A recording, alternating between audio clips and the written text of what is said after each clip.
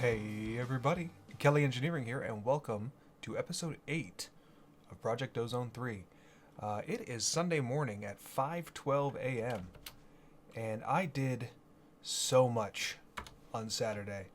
Um, I don't even know if I'm going to be able to cover it all. The first thing I did is I replaced all of my storage drawers with item barrels, and the mob farm has been running for quite a long time. I have infinity upgrades in some of these. I didn't want to spend too many diamonds, but bones, rotten flesh, for example. I made these anti-barrels. The anti-barrels are holding all of the non-stackable items. And then I made these platform.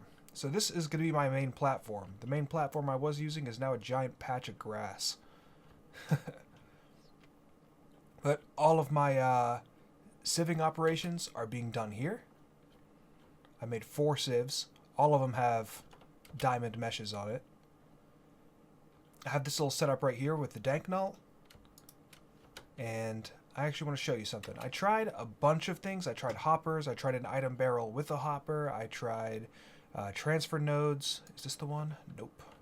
So I have this storage crate right here. Oh, this is a large storage crate now.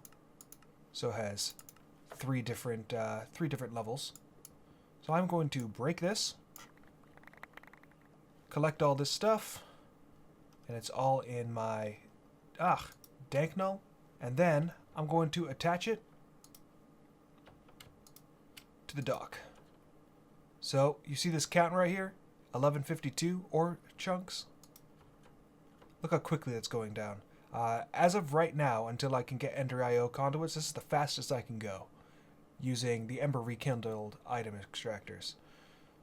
One thing that I did notice about this item extractor, I'll show you. So, I'm breaking this. I have item pipe, item extractor. So you see the dock is not connected right. The item extractor is not connected to the dock. Well, that's because what you had to do is place the dock, put a dank null on top of it, and then put the item extractor, and you'll see it's now connected. So it can make those connections now. I'll put my so boom. That's how I managed to get the item extractor to connect to the dock. Another thing I did is down here where I had my netherrack generator, my obsidian generator, I made a witch water generator.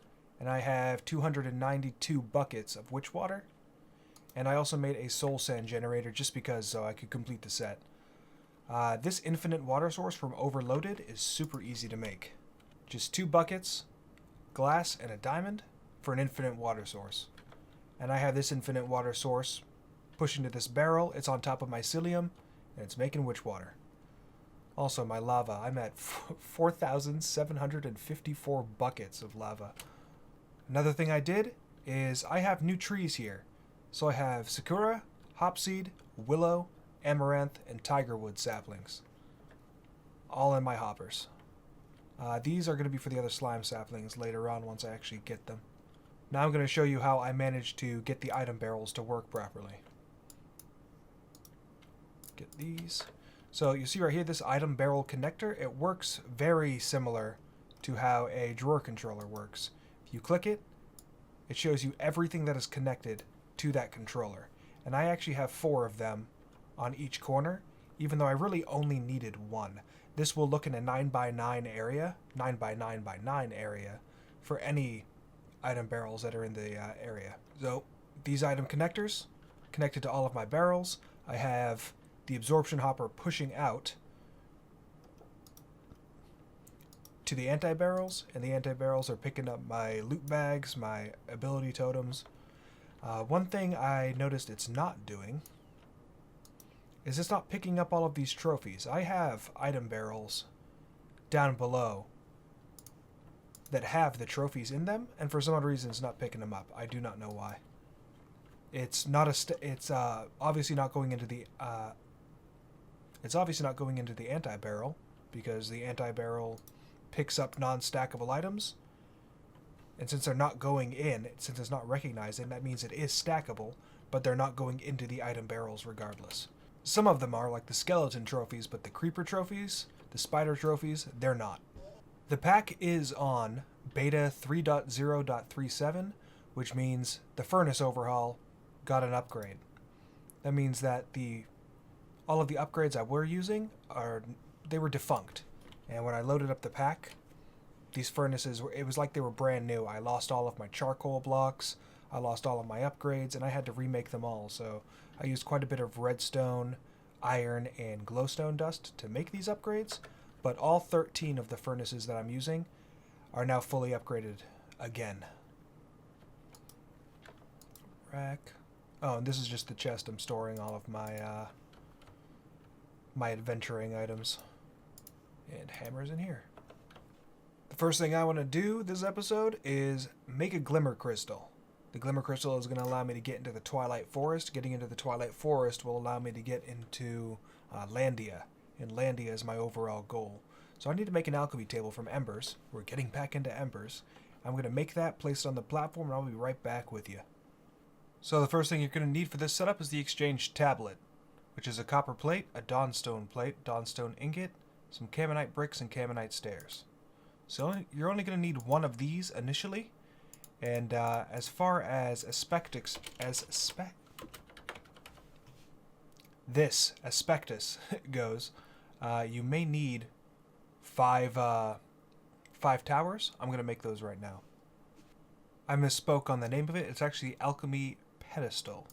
But I'm making 5 of those, even though to begin with you're only going to need 1 or 2, depending on the recipe you need. But I made a pedestal for each different aspectus. And I'm going to make the aspectus right now. So if you have your setup like mine with this lever, make sure your Caminite lever is off so that this is not sucking things from the stamp base. And all you need to do is put 1 shard. If you try to do the whole stack, it'll take the whole stack, so don't do that. But 1 shard right here, fill it up, make sure you have the stamp base. So I do have the plate stamp. And then take a bucket of your liquid, pour it in, and I just made my Dawnstone Aspectus. And then it's going to continue giving me plates unless I supply it with more shards. I'm just going to let it give me the plates, it's fine, but I'm going to make an Aspectus for each different one. So I need to make molten iron, molten lead, molten silver, and molten copper. I already have some molten copper right there. The last 2 things we're going to need are the Cinder Plinth. Get that. So Cinder Plinth and the beam cannon. And I have made all of my aspectus, and I'm making up a platform for all of this. And once that's done, I'll be back with you. We're just about ready for the main event, but first I want to go over what the Cinder Plinth is and what the Cinder Plinth does. So the Cinder Plinth takes mundane material, which is pretty much anything, and converts it into ash.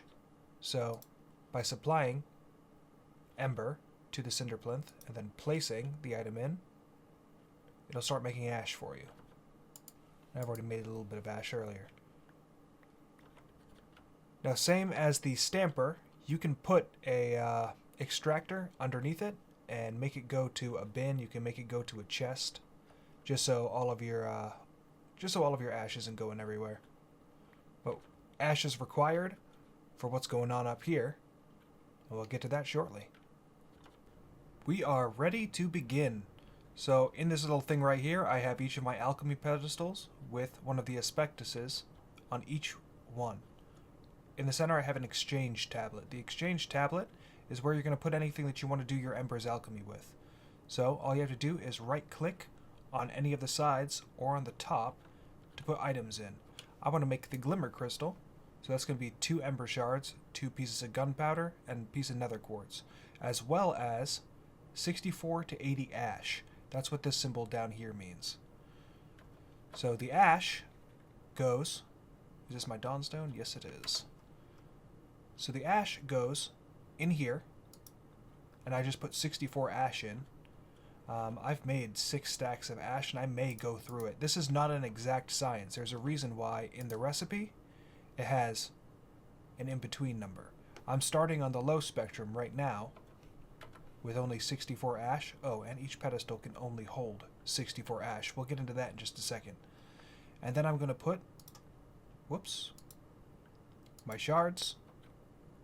Click on the sides, piece of nether quartz on top, and then 2 gunpowder. Now that I have that, I have this called the beam cannon. The beam cannon is fed from Ember, and then activated with a lever.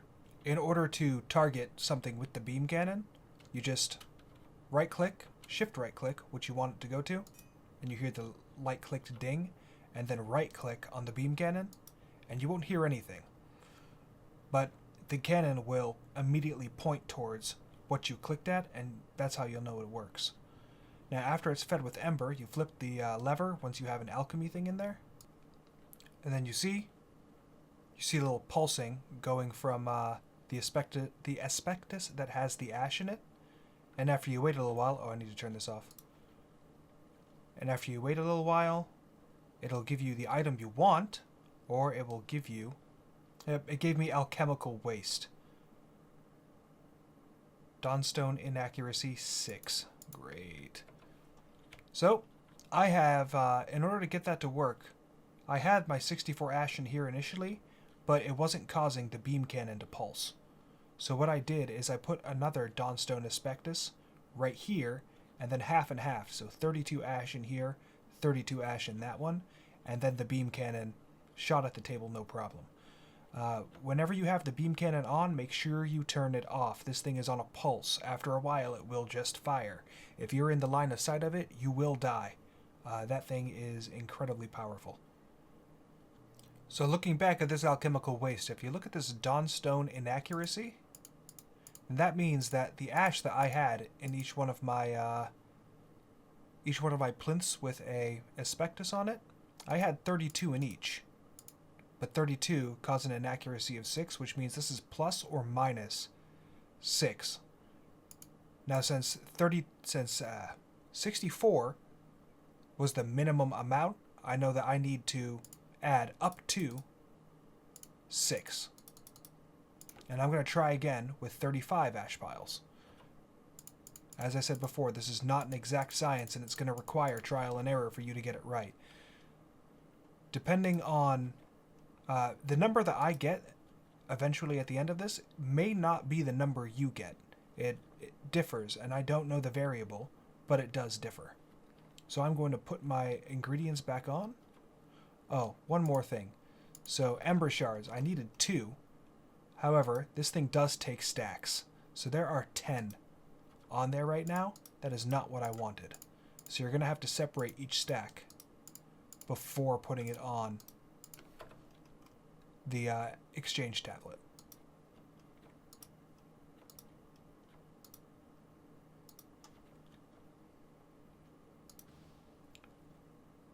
Alright, once again, you see the pulsing coming from the Dawnstone aspectus. Everything else is just part of the network, but it's not pulsing, so it's not taking ash, and you don't have to worry about that. It's still done correctly. There we go! So, I need to write this down. It took 35 piles of ash in order to get a Glimmer Crystal. And that is what my number were. My number was.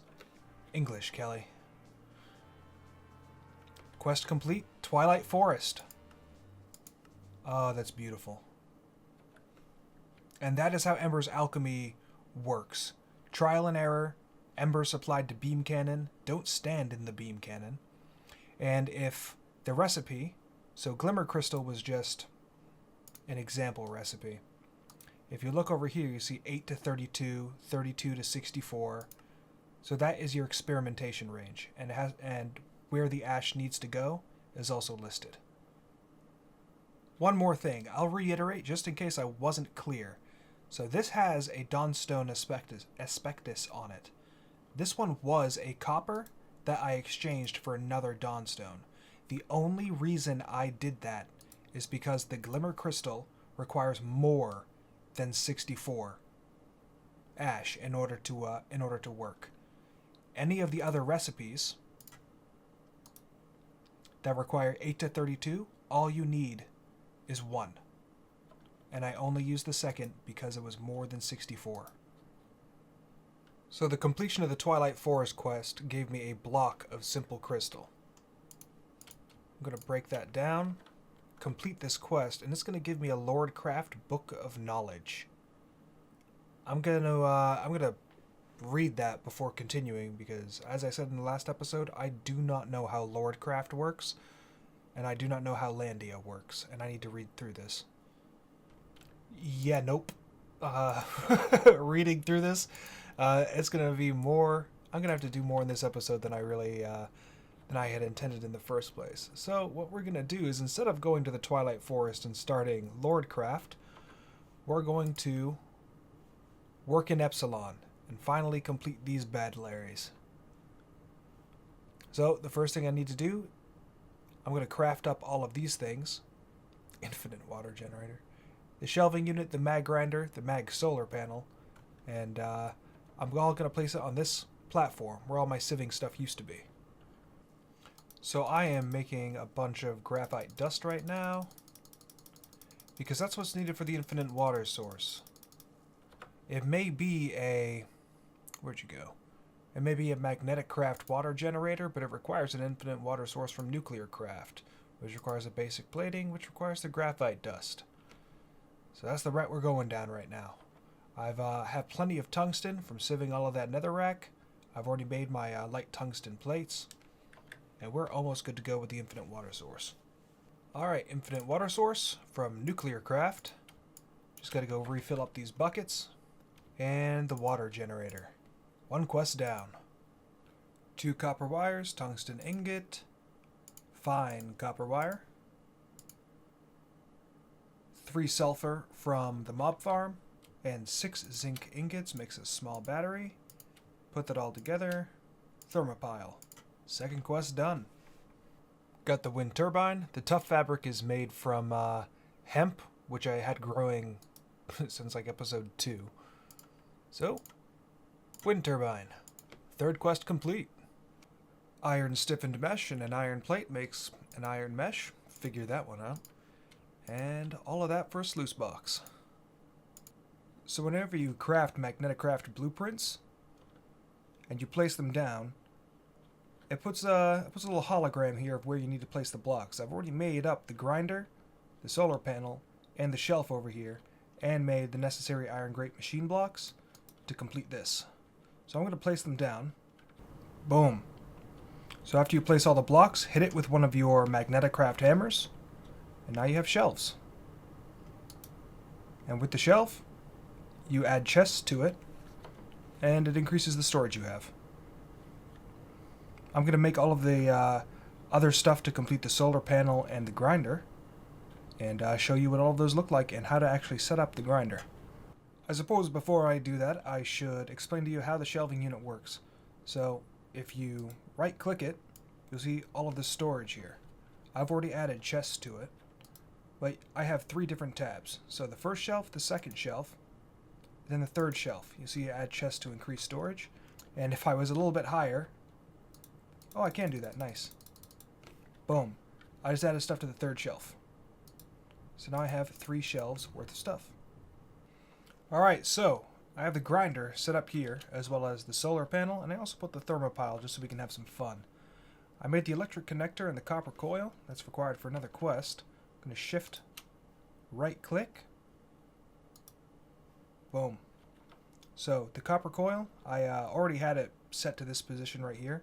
So once it's set to this position, you have to right click another connector. It'll connect the wire up. So right now, this thermopile is actually losing. I had it charging up earlier. But I'm going to drop a bucket of lava and a bucket of water. And don't get me wrong, it doesn't have to be this. There are actually better liquids that you can be using. But it'll start charging. Oh, wow. It'll start charging up the thermopile. So this right here is how much flux it can generate. And this is the wattage it is transferring, I believe. This is how much it generates overall, and this is how much is stored. I also have the solar power. Oh, unlike immersive engineering, I can touch these cables and I won't die. But I have it charging up the grinder right now. And the main thing I'm going to be using this grinder for is cobblestone. I'm going to be inserting cobblestone in. You see it's processing. And I'm actually losing quite a bit of stored power right now. This will level out. There we go. So, with Magneticraft machines, the machines are always fighting with the generators to try to even themselves out. So, your machines are always trying to use power, while these are always generating, of course. However, there is a balance. So, if I use too hot of a liquid and too cold of a liquid, then I could run the chance of this not being running as efficiently as it could be. So I think snow is actually the best for these thermophiles. And fire water could be the... I'm going to experiment and see what I can find for the best power generation. But, so the cobblestone's going in, and it actually makes gravel, and it has a chance to make sand out of it. I have a chest here right now. But 21 gravel, 8 sand, that's excellent.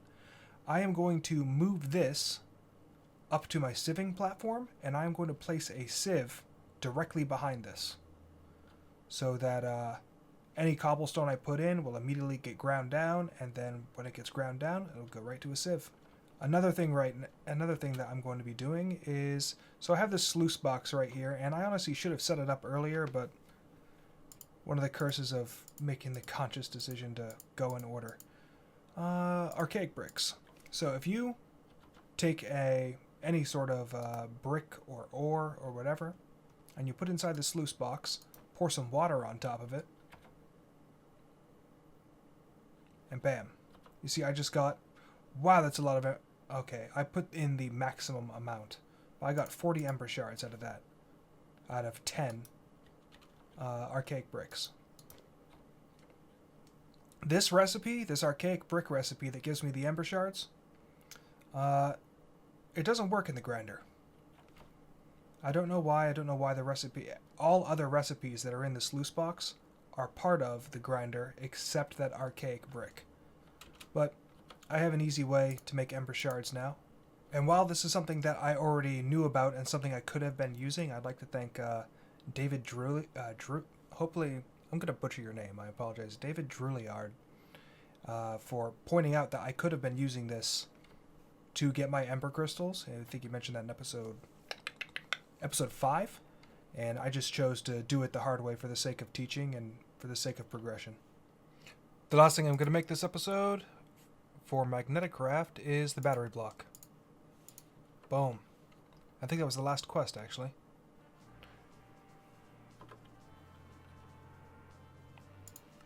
Yeah, that was the last quest.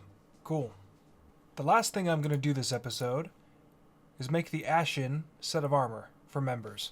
I assume that in terms of quest progression, it put Twilight Forest directly after Embers because it wanted me to use Embers gear in the Twilight Forest. So I'm making that up right now. I just got done making all of the Ashen fabric. The Ashen fabric is a alchemy recipe that requires between 12 and 24 ash in the lead and iron. Mine, unfortunately, was 23, so it was a lot of wasted ash. But I have 54 ash left. I only need 16 of the fabric, and I'm going to get making them. Alright, the armor has been made, and it is gloriously ugly. Oh, it's so wonderful. Yeah, I'm going to make the weapons in between episodes. First, one thing I do want to do, take you. Apparently you can attach. No, you cannot. I thought that you could attach the Tinker's Lens onto the goggles so that you can look at Ember's stuff and see what's going on with it. I guess I was wrong. But I'm going to wrap up the episode here. Oh, the goggles come with that automatically. Oh. Well, that's good to know. Well, I'm going to wrap up the episode here. In between episodes, I'm going to fix this platform because if you look, it's one block lower than it's supposed to be, and I don't have the columns in. So I'm going to raise this up one platform, and that's going to be a chore. And I'm going to move the grinder and the Magneticraft Power stuff up to the sieving platform. That's another large task ahead of me. I'm also going to craft up the Magneticraft sieve and put that behind the grinder so I can have automatic sieving going on. For gravel and sand, at least. Yep. I am Kelly Engineering. If you notice anything I said wrong or anything I've done inefficiently, be sure to put it in the comments, and I'll fix it and give you credit for finding my mess up. But hope to see you in the next one. Bye-bye.